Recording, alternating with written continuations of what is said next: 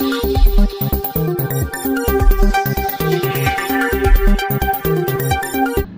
To ASN 24 news కి స్వాగతం.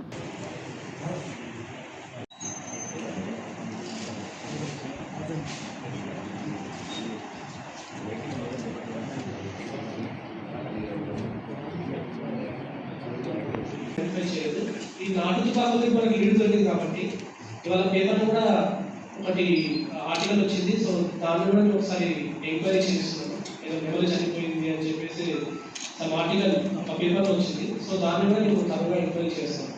So పబ్లిక్కి కూడా ఇప్పుడు ఈ మనకు ప్రైవేట్ ఎంక్వైరీలో ఇటువంటి వెబెన్స్ ఉన్నట్టుగా ఊళ్ళో అందరికీ తెలుసు వాళ్ళకి, కానీ వాళ్ళు బేసిక్ రెస్పాన్సిబిలిటీ అటువంటిది వాళ్ళు ఇన్ఫార్మ్ చేయాలి వాళ్ళు.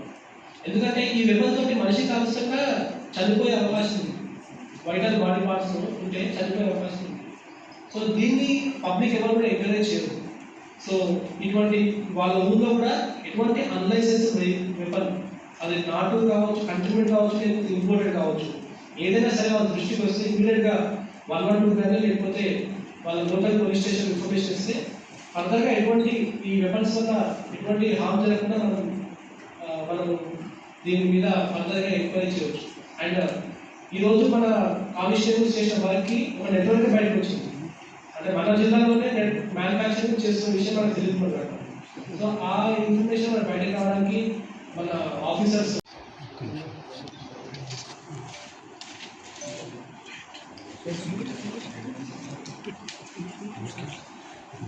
అందరికీ నమస్కారం. ఈరోజు నిన్న రోజున మన గాంధారి పండుగ మొండి సడక్ దగ్గర సర్ప్రైజ్గా వెహికల్ చెకింగ్ చేస్తున్నారు. కొంతమంది వ్యక్తులు హంటింగ్కి వెళ్తున్నట్టుగా మనకు తెలిసింది.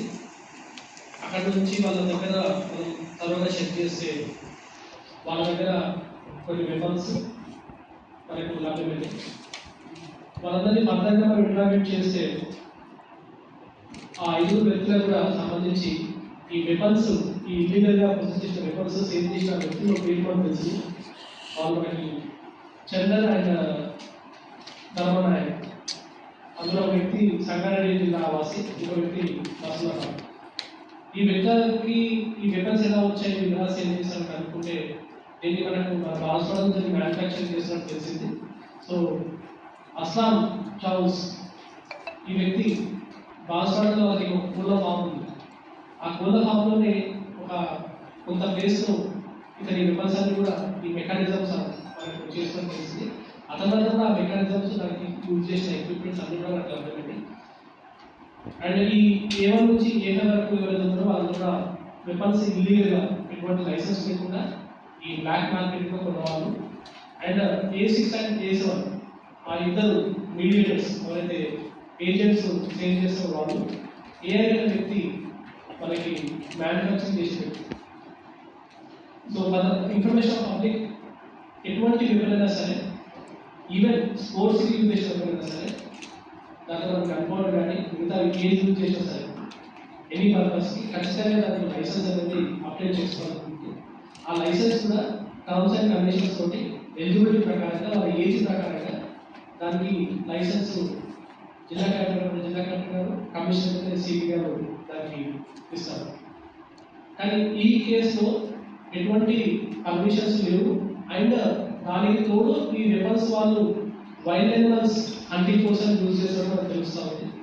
సో వాళ్ళు ఎప్పటి నుంచి యూజ్ చేస్తున్నారు అండ్ ఇప్పటిదాకా ఏమైనా వైల్డ్ యానిమల్స్ చంపారన్న విషయాన్ని ఫర్దర్గా మనకి ఇన్ఫర్మేషన్ తెలుస్తుంది. అండ్ మేము కాలేజ్ డిపార్ట్మెంట్ కూడా కోఆర్డినేట్ చేస్తుంటాము. ఒకవేళ వాళ్ళు ఏదైనా వైల్డ్ యానిమల్ని చంపినట్టయితే దానికి వైల్డ్ యానిమల్ ప్రొటెక్షన్ యాక్ట్ 1972 కూడా మనకు యాడ్ చేయబడుతుంది.